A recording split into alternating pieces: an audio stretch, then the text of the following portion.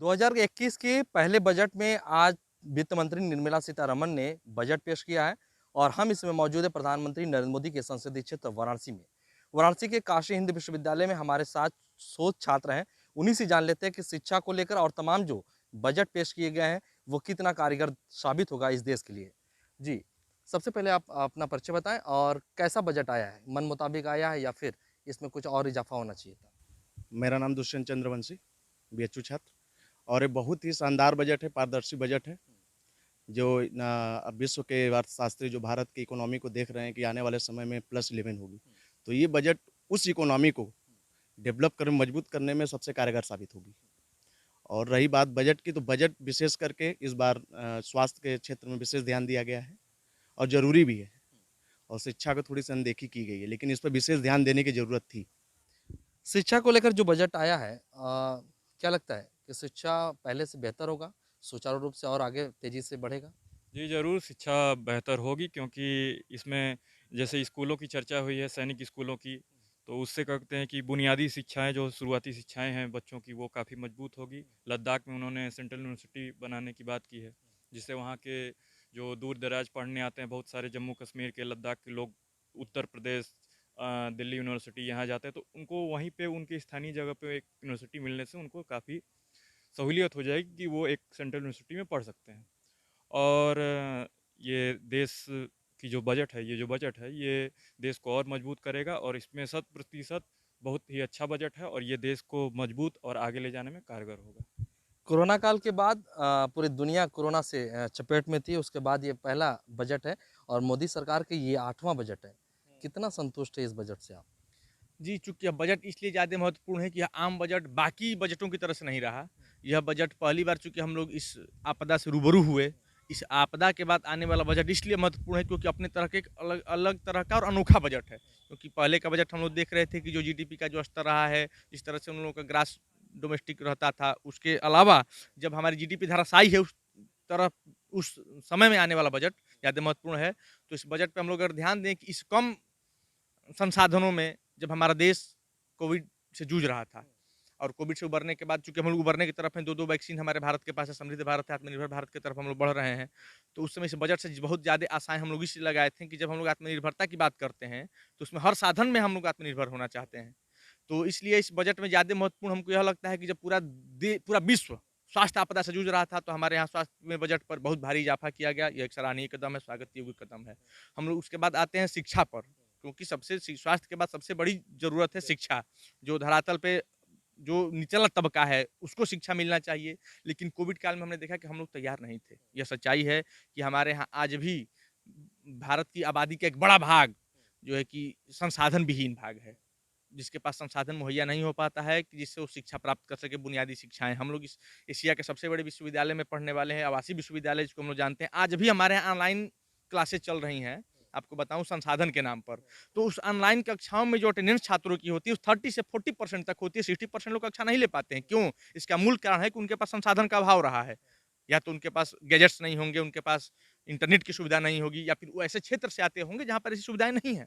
इन चीज़ों को ध्यान में रख के जैसे हमारा बजट क्या होना चाहिए कि इन चीज़ों को ध्यान में बुनियादी सुविधाएँ हमारी जब तक हम बुनियादी सुविधाओं से लैस नहीं होंगे, तब तक क्या हम विश्व गुरु बनने की बात कर सकते हैं। इस संदर्भ में हमने देखा तो सरकार ने कुछ सराहनीय कदम भी उठाए हैं, जिसमें 700 एकलव्य संस्थान खोले जाएँगे, जिसमें आदिवासी बच्चे पढ़ाए जाएँगे और अनुसूचित जनजाति के लोगों के लिए भी इन्होंने जो है कि सहायता के लिए कुछ पेशकश की है, स्वागत योग्य कदम है।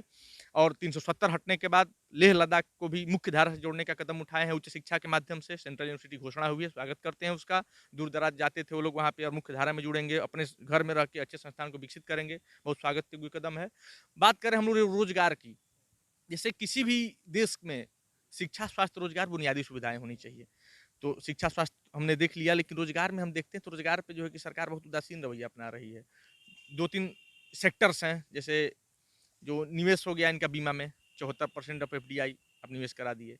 बिजली है, बिजली में पीपीपी मॉडल आप लागू कर रहे हैं, पब्लिक प्राइवेट पार्टनरशिप जिसको हम लोग कहते हैं। तो इस तरह से जब आप निजीकरण करते जाएँगे सरकारी संस्थाओं का, सरकारी परियोजनाओं का, तो क्या हमारे युवाओं को आप रोज़गार सुनिश्चित करा पाएँगे? क्या रोज़गार मुहैया करा पाएँगे? यह तो उदासीनता है आपकी, तो इस पे ध्यान देना चाहिए, रोज़गार से हम लोग यानी संतुष्ट कि नहीं हैं। रोजगार को लेकर सरकार उतनी गंभीर नहीं है, यही है? ये आपको भी लगता है? जी। कोरोना महामारी के बाद सबसे बड़ी जो हुई गलती हुई है वो लोगों की नौकरियां गई हैं।